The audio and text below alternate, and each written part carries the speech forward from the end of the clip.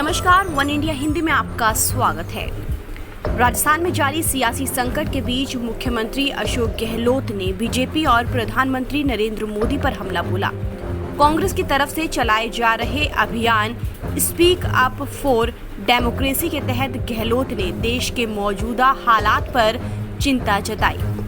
CM Ashok Gehlot ने tweet करते हुए एक वीडियो भी जारी किया, जिसमें उन्होंने कहा कि प्रधानमंत्री नरेंद्र मोदी और उनकी पार्टी को सोचना पड़ेगा कि चुनी हुई सरकारों को गिराने का इरादा छोड़ें, तब जाकर लोकतंत्र मजबूत होगा।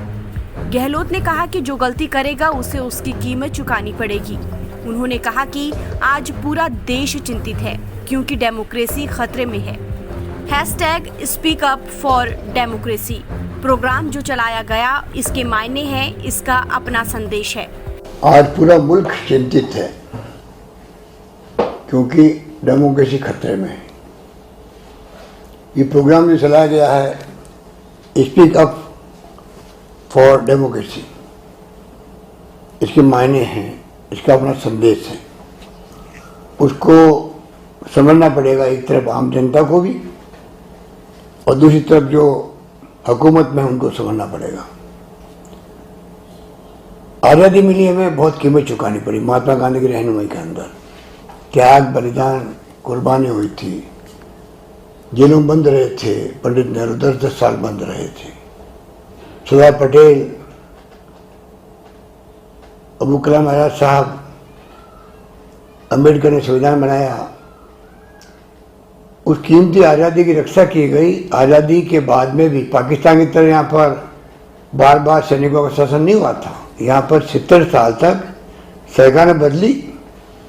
इंदिरा जी, राजीव जी, वाजपेयी जी, कई प्राइम मिनिस्टर आए, कई चले गए, परंतु लोकतंत्र को मजबूत किया सबने। आज जिस प्रकार का माहौल देश के अंदर है वो चिंताजनक है। किस प्रकार से सरकारें गिराई जा रही है, कर्नाटका की, महाराष्ट्र में क्या हुआ तमाशा सबको मालूम है, मध्य प्रदेश में क्या हुआ सबको मालूम है, और राजस्थान के अंदर जिस प्रकार से सरकार मांग रही है विधानसभा में जाने के लिए परमिशन राज्यपाल महोदय से। सत्ताधारी पार्टी हमेशा रिलेक्टेंट रहती है, विपक्ष मांग करता है, या हम मांग कर रहे हैं, अभी तक उसका जवाब नहीं आया। उन्होंने कहा कि आज जैसा समय है उसमें केंद्र सरकार हो, राज्य सरकार हो या फिर कोई राजनीतिक दल हो, सबको मिलकर कोरोना से जंग जीतना है। जीवन बचाना हम सबका कर्तव्य है। इसे कैसे उसे रोका जाए, इस पर हमें चिंतन करना चाहिए। लेकिन मुझे दुख होता है कि कोरोना की जंग के समय भी अगर आप राजनीति करें, ऐसी गतिविधि करें जो डेमोक्रेसी के खिलाफ हो। समझिए परे कि भारतीय जनता पार्टी को क्या हो गया है। ऐसे वक्त में भी आप राजनीतिक गतिविधियां ऐसी करो जो डेमोक्रेसी के खिलाफ हो। आपने सरकार गिरा दी कर्नाटका की, कोरोना प्रारंभ हो चुका था तभी परवाह नहीं करी आपने, पूरा समय लगाया।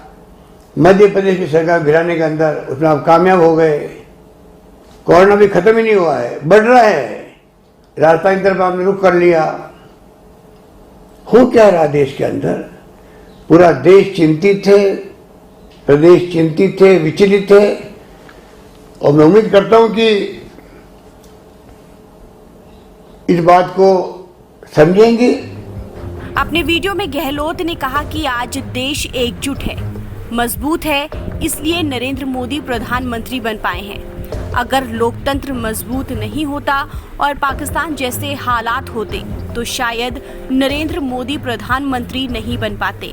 उनको सोचना पड़ेगा, उनकी पार्टी को सोचना पड़ेगा कि चुनी हुई सरकारों को गिराने का इरादा छोड़ें, तब जाकर लोकतंत्र मजबूत होगा, वरना आने वाला इतिहास किसी को माफ नहीं करेगा और जो गलती करेगा उसे उसकी कीमत चुकानी पड़ेगी।